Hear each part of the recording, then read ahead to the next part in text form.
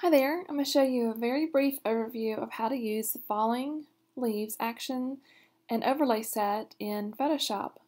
And this is Photoshop CC, but it works just the same in Photoshop CS2 through CS6. So I'm going to go to my action panel and know that the leaves are not something you install. You don't have to install the leaves. They're just going to hang out wherever you saved your download folder, your product folder. And then to place the leaves, you click, open up your falling leaves action set. Okay, see that? I'm going to click it open.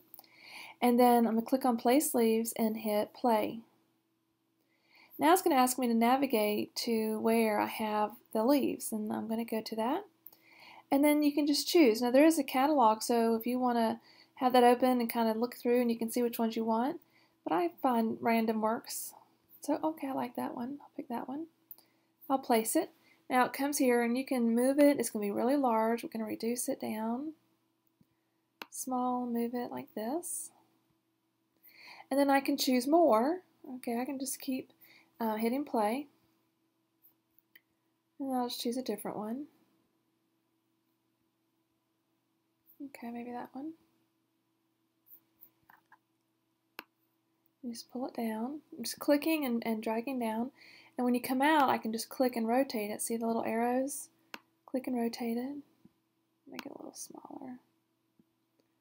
So you do that, and with a variety of different leaves. If you find a few leaves you really like and you want to just duplicate those there, then just click on duplicate. And I keep going up to that, and I'm sorry, I don't know why. It's in on my radar here. So I duplicated that one. And now I'm going to move it, so I'm going to click, play, I want to move that one.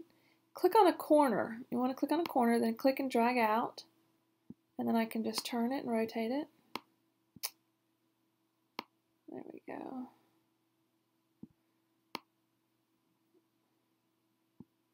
Different things you can do with it.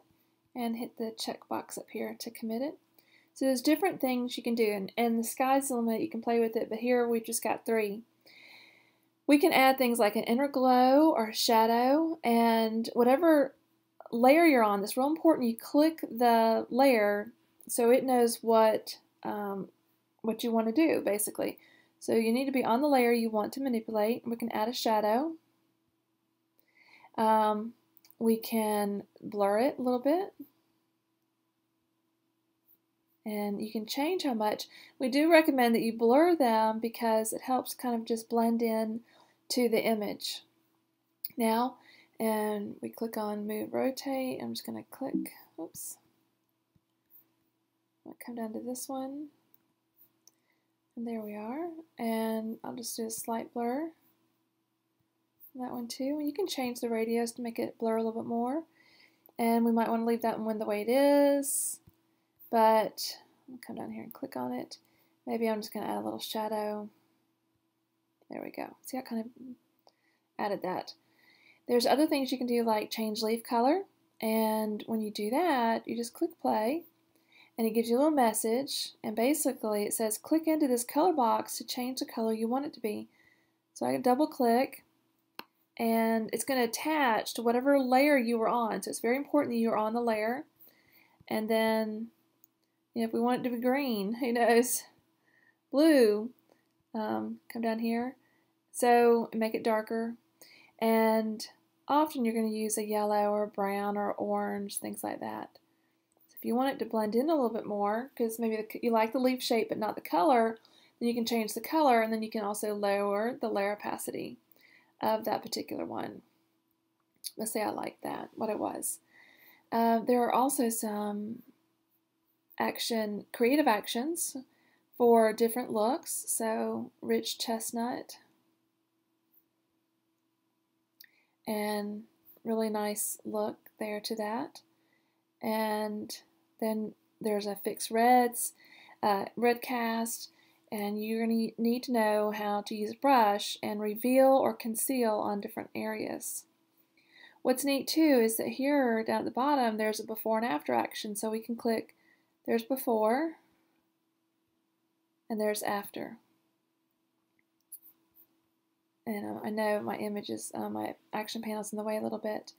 We can add some vignettes, we can ungroup, we can delete hidden layers, different things you can do. We can paint on light, paint on dark, paint on fall colors.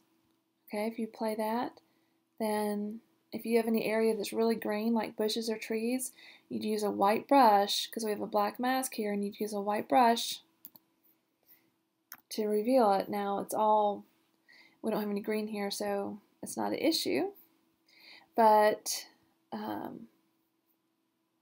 we'll come up here to, there we go, to that, and we can also merge. I wanted to say that we can merge the leaves. If you don't want to blur them individually, then you can blur them all at once. So here we have them, and I'm just going to play the action and show you. It gives a little message to highlight the layers. So I stopped it. I'm going to highlight my layers, and then I'm going to come back up here and merge it. So it's going to merge them all to one, and so now I can blur them all at once. So I could do a slight blur or a medium blur, series blur. Series blur is great for when you want to make it almost like the aperture is blurred out, and you just kind of, you know, the leaf is falling, but there's no detail left to it. And that's what you can do. But a lot of fun actions here, and I think it's very creative, and it can make a ho-hum picture really interesting. And I can't wait to see what everybody does with their action set.